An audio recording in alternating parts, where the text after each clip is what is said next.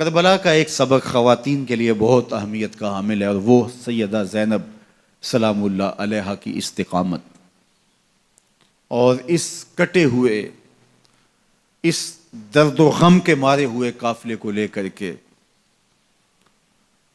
کوفہ سے قادسی اور وہاں سے دمشق اور وہاں سے شہر حبیب تک پہنچنا اور ان کی ڈھارس بنانا، اس کو تسکین دینا، یہ کتنا مشکل مرحلہ تھا۔ خواتین کا کردار اسلام میں، دین میں، عظیم لوگوں کی پرورش میں، ان کی نشأت میں بہت اہم رہا ہے۔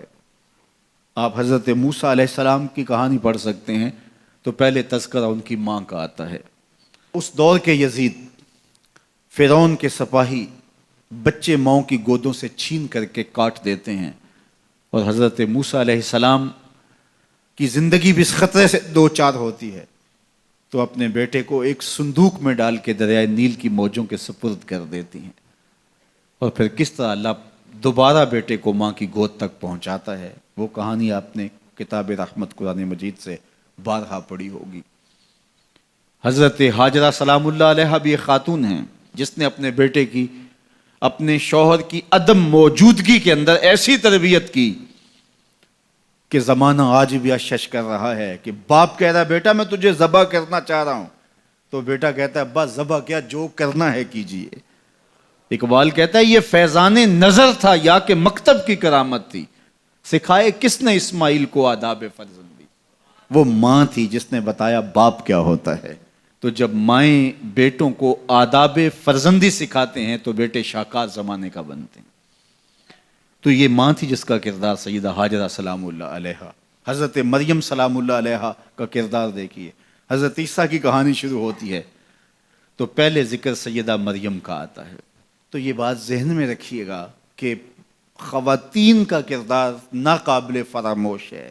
جو بھی کارہائے نمایاں سر انجام پائے ہیں اور تحریکوں کی نہضت اور ناشت ہوئی ہے، اس کے پیچھے جو ہے وہ کسی خاتون کی محنتوں اور اس کی کد و کاوش اور اس کی جانسوزیوں اور جگر کاویوں کا سلسلہ ضرور موجود ہے۔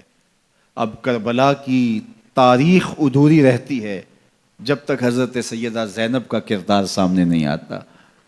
میں ایک جملہ کہوں اور وہ یہ کہ حضرت امام حسین رضی اللہ تعالی عنہ نے کربلا فتح کیا ہے، زینب نے شام فتح کیا ہے،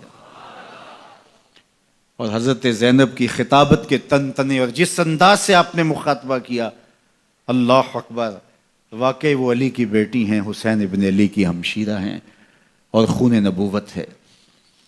تو کربلا کا یہ درس ہمیں کبھی بھی بھولنا نہیں چاہیے کہ خواتین کا ایک کردار ہوتا ہے، اور اس کردار کو جب وہ فراموش نہیں ہونے دیتی تو اس کے دیر پا اثرات مرتب ہوتے ہیں۔ جو مرد ہوتے ہیں ان کی ایک اور طرح کی ذمہ داریاں ہوتی ہیں، لیکن اندرون خانہ ذمہ داریوں کو جب خواتین دیانت کے ساتھ سنبھالتی ہیں تو قومیں بنتی ہیں اور جو ہے وہ تاریخیں رقم ہوتی ہیں۔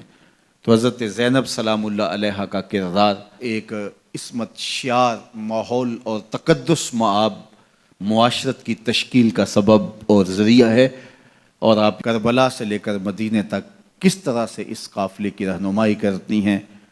آخری بات، حضرت امام حسین رضی اللہ تعالی عنہ نے ظلم، ناانصافی اور جبر کے خلاف کھڑے ہو کر کے حقیقی طور پہ کامیابی اور کامرانی حاصل کی۔